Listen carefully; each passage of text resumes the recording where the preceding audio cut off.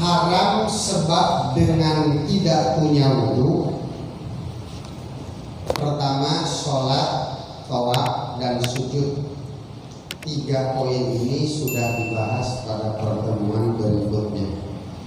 Yang keempat, haram lagi wahamlu mushafin, membawa mushaf.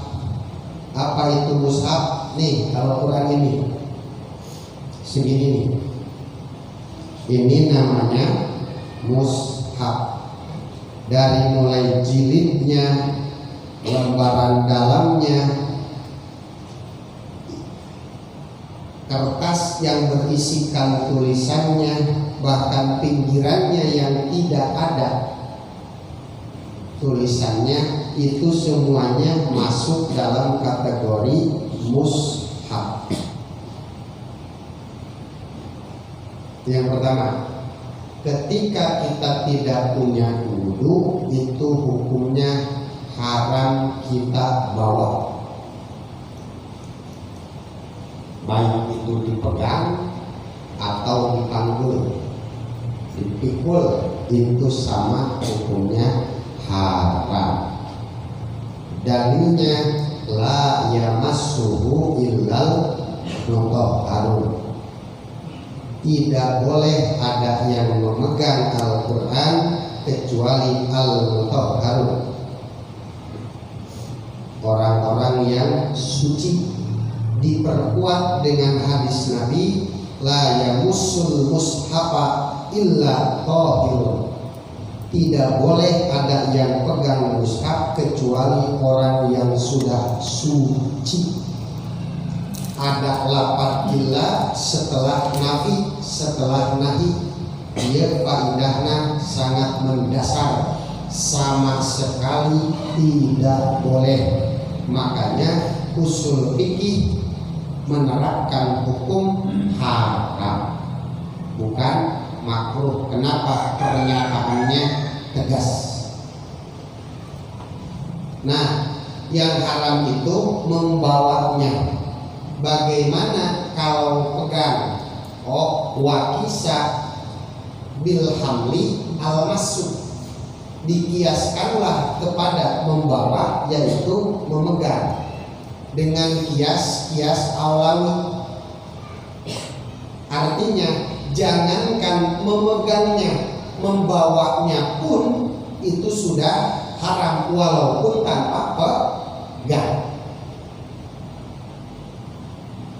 Jangankan memegangnya, membawanya pun sudah haram walaupun kita tidak memegangnya. Itu haram bawa mushaf, haram pegang mushaf. 1. 2, ada lagi yang disebut ma kutiba lidarsi Qur'anin. Ada lagi yang disebut lembaran Quran. Bedakan dulu, ada mushaf, ada lembaran Quran. Apa itu mushaf dan apa itu lembaran Quran? Mushaf adalah kitabun, sebuah kitab.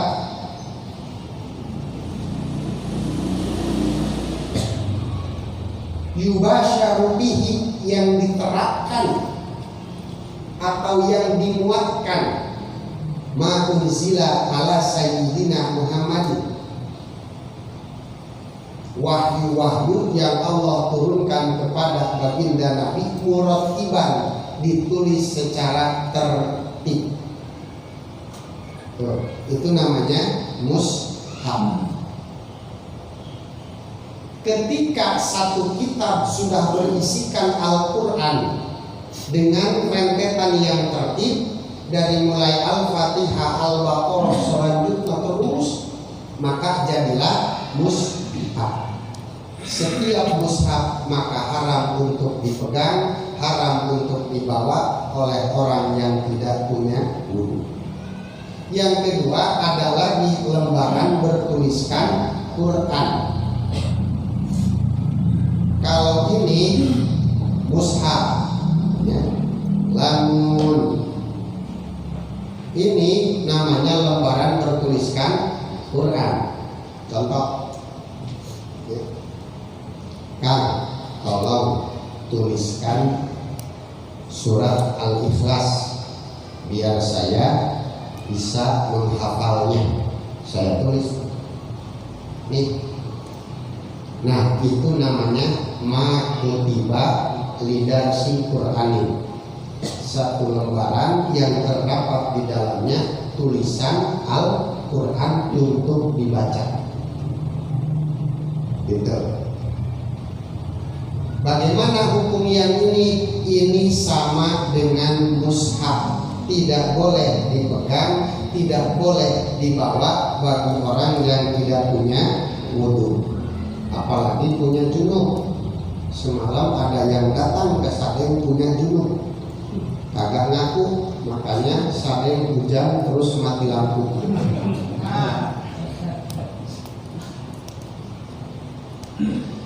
Cuman makutiba, lembaran bertuliskan Al-Quran itu, ini ada dua macam. Satu, bahasa populer di kita, ada yang disebut tadi lembaran Quran. Yang kedua, ada yang disebut wafat. Apa itu wafat? Adalah sebuah lembaran yang bertuliskan Al-Quran, namun bukan untuk dibaca, tapi biasanya untuk tolak balak, untuk pengondang rezeki, biar cepat laku dagangannya. Itu namanya wafat. Kalau wafat, maaf, itu bukan Quran. Kenapa?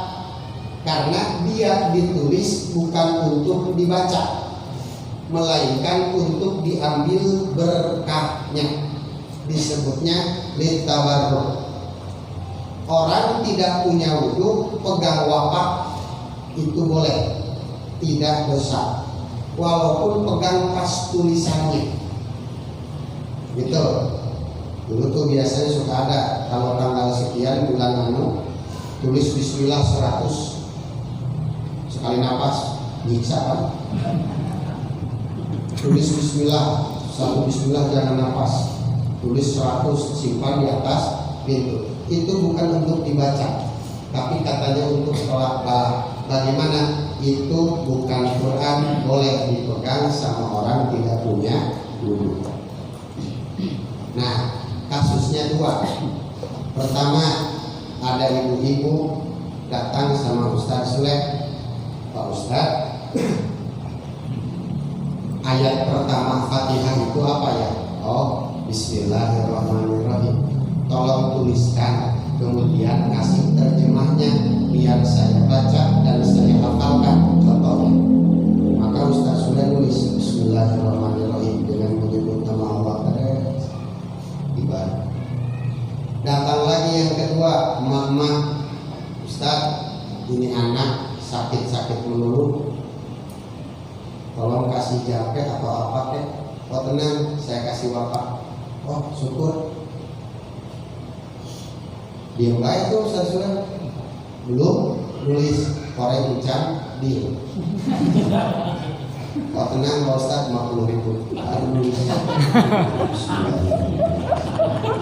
Tulisannya Bismillahirrahmanirrahim. Satu jis, dua. Kasus yang ketiga, dapat kabar anak tadi sembuh dengan wafatnya sudah, padahal mana tebak-tebakan sekarang anaknya sakit, maka sudah pun nulis untuk anaknya Bismillahirrahmanirrahim, ditempelin di jidat anaknya. Tambah parah. Nah, dari tiga kasus ini ya bisa kita pahami bahwa tulisan dalam selembar kertas tertulis di sana ayat Al-Quran baik banyak ataupun sedikit, ini bisa jadi mushaf, bisa lagi bukan mushaf. Pertanyaannya, apa yang membedakannya? Wal ibratu fi qasdid dirasah wa tabarruk bihalatil kitab. Yang membedakannya adalah niat ketika menulisnya. Kalau niatnya untuk dibaca, maka jadi mushaf, tidak boleh dipegang sama yang punya wudhu. Tapi kalau niatnya untuk tabarruk, untuk wafat, maka bukan mushaf, boleh dipegang sama orang tidak punya wudhu.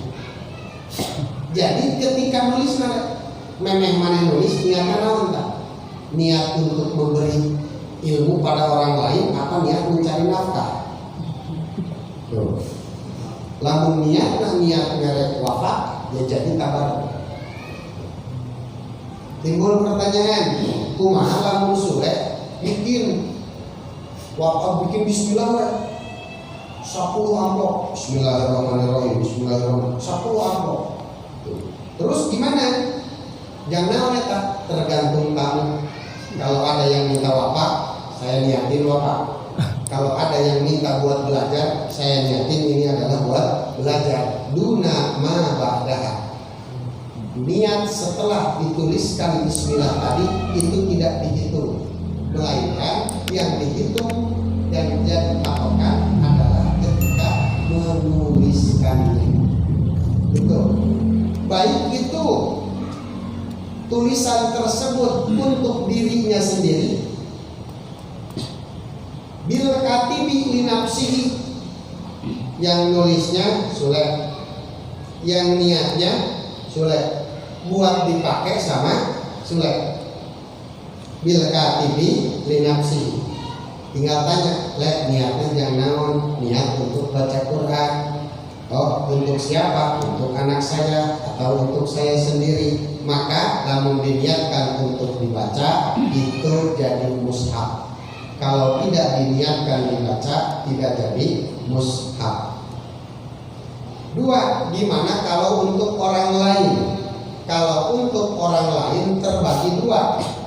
Satu, jasanya free atau berbayar. Sebab kalau gratis ini tergantung Sule. Niatnya dia terserah. Sebab dia maka barungan. Nulis niat untuk wafat, maka jadi wafat. Niat untuk dibaca, maka jadi Quran. Nih baca, berapa duit? Kagak usah bayar. Lu mau ngasih mau berapa duit? Gitu. Tapi jika dibayar, meminta bayaran, maka niat bukan urusan yang nulis, melainkan yang nyuruh.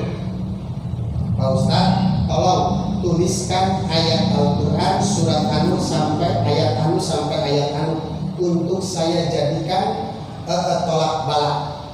Nah, sudah mah terima nulis, dibayar 20.000, maka itu jadi wafat. Kenapa? Karena dia niatnya untuk wafat. Tapi kalau niatnya untuk dibaca, yang niatnya orang yang nyuruh, tapi dia bayar, maka itu jadi mushaf. Oke? Sampai di sini tidak dapat dipahami. Gitu. Jadi bisa jadi mushaf, bisa lagi bukan mushaf. Berikutnya, kumaha atau bagaimana jika ada ayat Al-Quran tapi dimaksud bukan untuk wafat, melainkan untuk doa.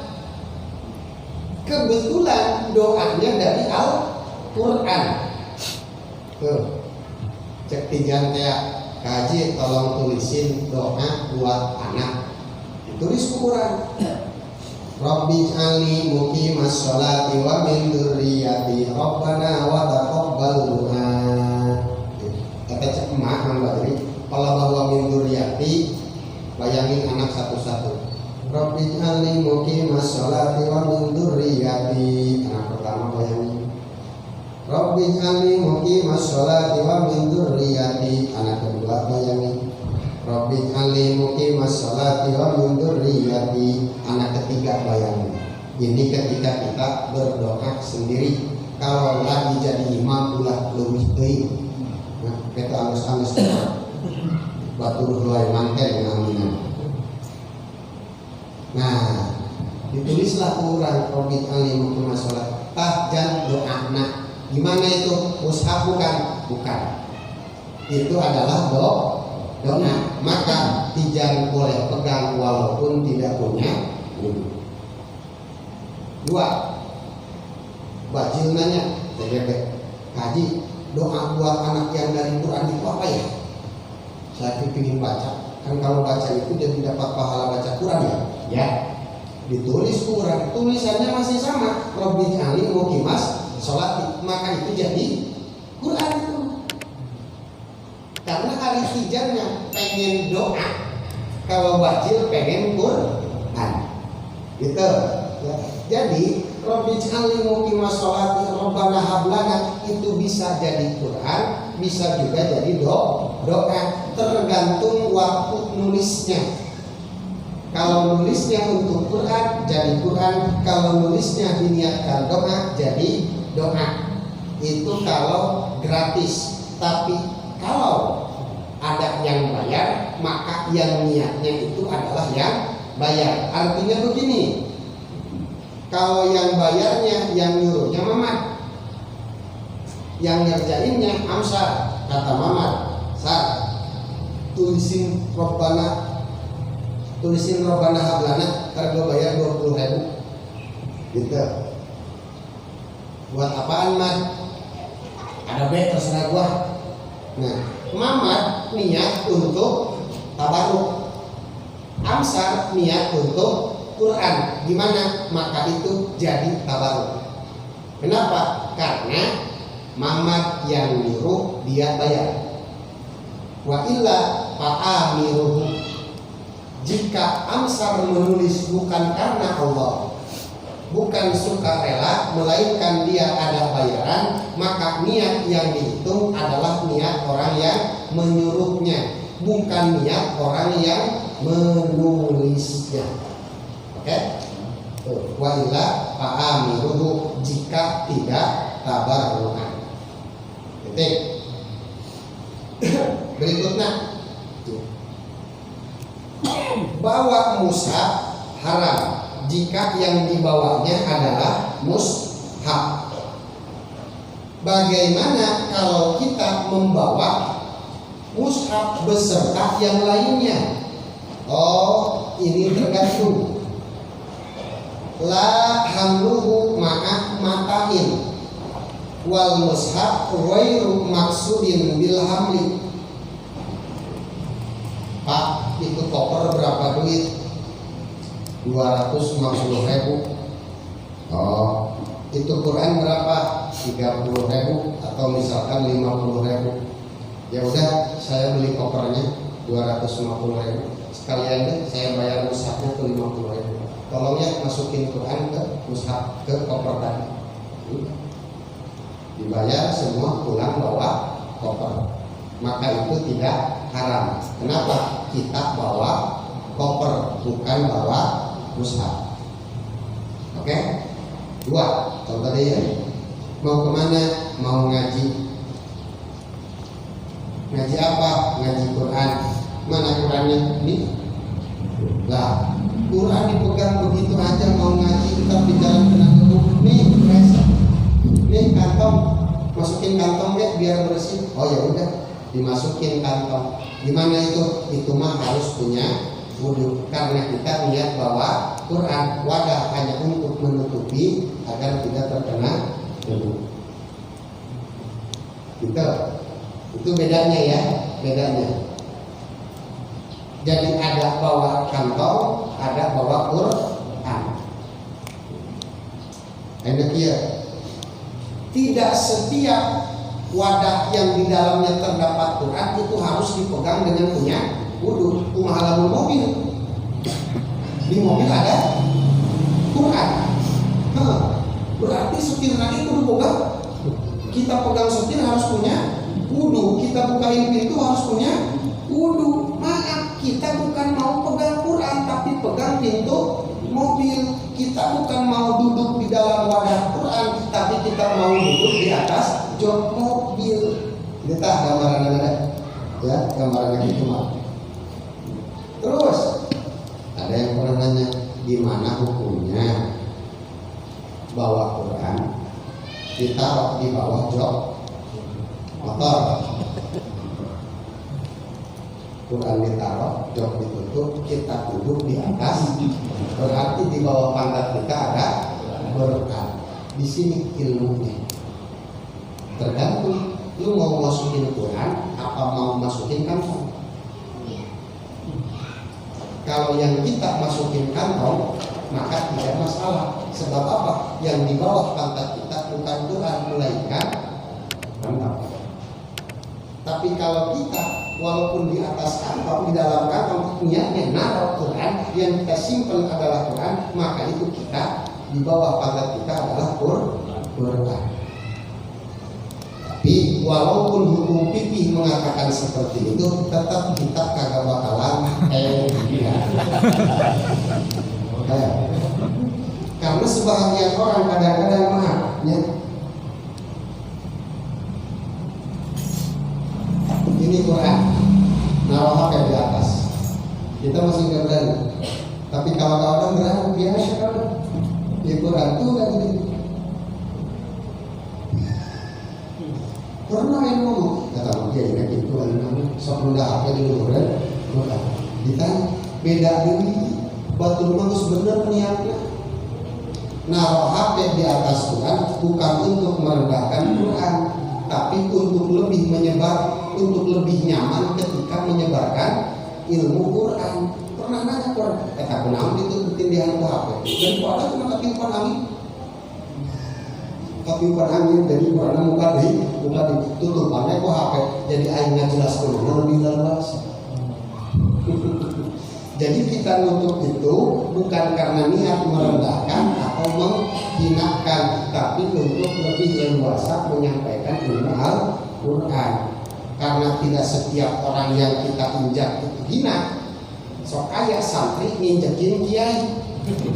Ya, tapi karena kiainya yang nyuruh. Ya, Al-Quran dibakar tidak masalah. Kalau memang kudu dibakar, Al-Quran direndam tidak masalah. Kalau memang kudunya direndam. Contoh di masjid udah banyak banget Al-Quran. Ada yang bolong, ada yang kena rayap, ada yang kotor, ada yang disimpan nggak bisa dibaca. Kita buang nggak tega. Ya udah, kita musnahkan saja. Cuma cara memusnahkan ada dua. Satu ada yang dengan dibakar. Itu. Dua ada yang dengan direndam. Cuma yang lebih baik adalah direndam. Itu sediain wadah yang besar, kemudian diisi dengan air, bahkan ada tuh ditambah serbuk obat untuk apa? Untuk melarutkan tinta yang nempel di kertas. Dikasih itu tuh. Baru itu Al-Quran, kitab segala masukin ke gentong itu. Nanti dalam waktu 3 atau 4 hari itu tinta yang nempel di kertas lama-kelamaan jadi larut. Huruf Al-Qurannya kembali pudar, kembali menjadi tinta. Sehingga cairannya berwarna hitam, maka di situ kertasnya sudah bukan mushaf lagi karena sudah tidak ada huruf-huruf Al-Quran, sekalipun ada sudah tidak bisa dibaca lagi. Nah, ini yang paling bagus ketika kita mau memusnahkan mushaf-mushaf yang sudah tidak terpakai. Direndam, udah itu direndam, gitu, baru udah nggak jelas tuh hurufnya, diangkat, baru dikeringkan, sudah dikeringkan baru dibakar atau kita kubur, begitu ya. Pernah ada yang nanya mending dibakar atau mending direndam? Mending direndam. Tinggal beli, itu ada di toko kimia cairan apa pupuk serbuk itu melarutkan tinta ya. Berikutnya wa masuk warokihi, tidak haram juga kita jika memegang warokihi, lembaran-lembaran yang bertuliskan Al-Quran. Jika waroknya wa masuk warokihi, dan haram, bukan tidak haram, ini diatapkan pada itu. Haram juga memegang lembaran mushaf, lembarannya nih. Walau dibayarin, walaupun pinggirannya nih putihnya yang tidak ada tulisan Quran, itu haram. bagi orang yang tidak punya huruf. Jadi bukan yang ada hurufnya saja, melainkan pinggirannya pun yang tidak ada tulisannya itu pun haram. Itu. Yang berikutnya, au nahwi zorfin muiddalahu. Kalau kita punya peti khusus buat Quran, bahkan wadahnya pun pas untuk Quran, memang itu mah muiddalahu, hanya untuk Quran. Maka ketika di dalamnya ada Quran, kita pegang, haram kalau nggak punya wudu. Namun jika Qurannya tidak ada, tidak apa-apa kita pegang walaupun tidak punya wudu. Terakhir, mushaf di Timur Tengah sebahagiannya ada yang sudah dengan tunjuk, maksud tunjuk? Hah? Mana tunjuk? Hah? Tunjuk?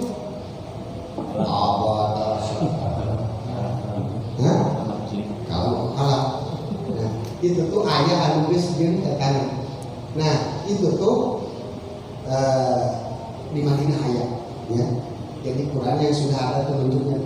Jadi itu nempel di kertas Quran, nempel. Nah, la qalbu warofihi biudin, tidak haram kita membolak-balikan lembaran Al-Quran biudin jika pakai kayu, ya. Tidak haram pun tidak lam yang fasil alaihi. Tuh, ketika tuh tunjuknya, kolamnya tidak pisah di atas Quran, ya, tidak pisah di atas Quran. Bagaimana kalau pisah di atas Quran? Ya jelas itu mah. Yang tidak pisah pun tidak haram. Nah ayeuna kumaha lamun nempel terus, maka lamun nempel terus eta mah teu meunang. Kenapa? Karena jika nempel itu jadi bagian dari Quran atau jadi bagian dari mushaf. Diulang, ya. Kalau membulak-balik lembaran Quran pakai udin, udin pinjam telunjuknya, pakai kayu nih, pakai kayu begini tidak haram, ya. Ketika tidak pisah, itu. Bagaimana sekarang kalau nempel mah haram. Kenapa? Karena dia bahagian dari mushaf. Itu sama aja nih, kayak apa? Benang, ya, benang untuk tanda. Dulu almarhum Bapak Habib bilang begitu. Ada mereka benang Quran masih termasuk Quran, ulah dipegang kalau tidak punya wudu, walaupun tidak terdapat tulisan Al-Quran. Insya Allah. Bila nah terakhir, bagaimana hukumnya Al-Quran yang ada dalam handphone? Nah, ingat, handphone itu hanya sebatas perangkat penampil, alat untuk menampilkan. Kalau yang ditampilkannya adalah foto, maka dia jadi album. Kalau yang ditampilkannya adalah film, maka dia jadi televisi. Kalau yang ditampilkannya Al-Quran, maka dia jadi mushaf. Gitu. Nah, ketika tidak menampilkan mushaf, maka itu bukan. Gitu. Kembali lagi jadi handphone. Ibarat CD Al-Quran. Bagaimana kalau dibawa ke kamar mandi? Silakan, asal jangan disetel di dalam kamar. Gitu. Karena CD hanyalah penampil suara. Ketika tidak keluar suaranya, tidak ditampilkan suaranya, dia hanyalah kepingan CD. Tapi ketika ditampilkan suaranya, maka dia jadi suara Al-Quran. Repot kalau CD doang, nggak disetel, nggak boleh masuk kamar mandi. Kita kan banyak hafalan Quran, membaca kafalah Al-Fatihah, berarti membaca itu menang modal. Wala maha tafsirin zada, dan tidak haram juga memegang kitab tafsir Jalalain walaupun tidak punya wudu. Tapi awas, koridornya tidak haram. Artinya sebaiknya mah punya wudu. Wala